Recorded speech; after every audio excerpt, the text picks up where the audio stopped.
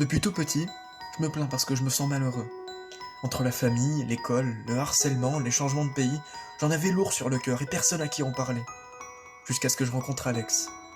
C'est la première personne qui a pris le temps de m'écouter, de me parler sans me juger, le temps d'être là pour moi.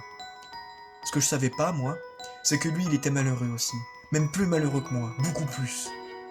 Là où moi j'étais harcelé, lui se faisait abuser et humilier par tous les autres enfants de son école. Quand j'étais seul, lui ne parlait à presque personne pendant des années. Et quand moi j'étais triste, lui il aurait pensé à se tuer. Mais non, parce que malgré l'enfer, il ne se plaignait pas. Jamais d'ailleurs je ne l'ai entendu se plaindre, jamais. Et tout ça rien que pour moi, parce qu'il ne voulait pas que je m'inquiète. Il avait peur de me faire fuir avec ses grands malheurs, pendant que moi je geignais pour des broutilles. Non, il endurait comme un soldat, un héros.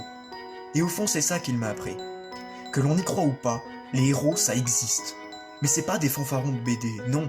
Les vrais héros ils marchent parmi nous. Ils combattent le crime, bravent les flammes, transplantent des cœurs. Ils sauvent des vies quoi. Car oui, un héros c'est ça. C'est quelqu'un qui sauve les autres, tout comme Alex m'a sauvé moi. C'est mon héros. Alors aujourd'hui, j'essaie d'être comme lui, un héros à ma manière. Parce que la plus belle leçon qu'il m'ait apprise, c'est que personne n'a besoin d'être beau, grand, fort ou intelligent pour être un héros. Il suffit simplement de vouloir aider les gens.